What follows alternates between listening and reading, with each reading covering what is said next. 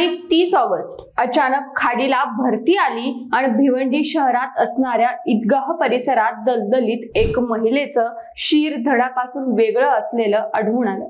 पण ही हत्या कोणी केली, का केली हेच जाणून घेऊयात या व्हिडिओच्या माध्यमातून।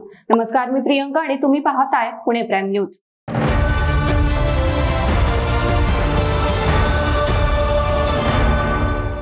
26 वर्षीय मुस्कान आणि तिचा पती इम्तियाज अन्सारी हे भिवंडी शहरात राहत असतात। इम्तियाज अन्सारी हा चालक म्हणून काम करायचा। सगळं सुरळीत होतं, मात्र अचानक दोघांमध्ये वैयक्तिक संशयावरून वाद व्हायला सुरुवात झाली। याच संशयावरून कधी कधी त्यांच्यामध्ये हाणामारी सुद्धा व्हायची। असं असताना मुस्कान 28 ऑगस्ट रोजी घरातून निघून गेली होती, त्यामुळे त्यांच्यात पुन्हा वाद झाला। त्याच रागातून इम्तियाज अन्सारी यानं 29 ऑगस्ट रोजी मुस्कानची निर्घृणपणे हत्या केली। त्यावेळी त्यानं मुस्कानचं शीर धडापासून वेगळं करत शरीराचे 2 तुकडे केले आणि पुरावा नष्ट करण्यासाठी त्यानं मुस्कानचा मृतदेह खाडीत भरतीचे पाणी वाढलं होतं म्हणून त्यात फेकून पुरावा नष्ट करण्याचा प्रयत्न केला। मात्र खाडीला अचानक भरती आली आणि ईदगाह झोपडपट्टी जवळील खाडी लगतच्या दलदलीत 30 ऑगस्ट रोजी धडावेगळं महिलेचं शीर आढळून आलं।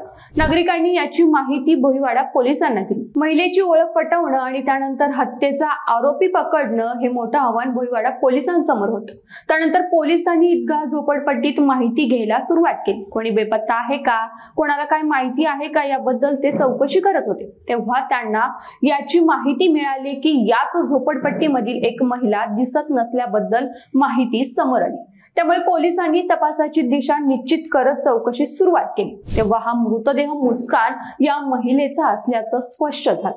पोलिसांनी माहिती घेतली तेव्हा इम्तियाज घरी नसल्याचं समजलं। त्यानंतर पोलिसांचा संशय अधिकच वाढत गेला। पोलिसांनी त्याचा शोध घ्यायला सुरुवात केली तेव्हा 1 सप्टेंबर रोजी सायंकाळी इम्तियाजला ताब्यात घेतलं आणि त्याची चौकशी केली। त्यानंतर त्यानं मुस्कानच्या हत्येची कबुली दिली। पोलिसांनी त्याला घटनास्थळी नेऊन मुस्कानचं धड कोठे आहे हे शोधण्यासाठी घेऊन गेलं। मात्र बोटीच्या साह्यानं अजूनही धड शोधण्याचं काम पोलीस करत आहेत, मात्र अजूनही मुस्कानचं धड सापडलं नाही।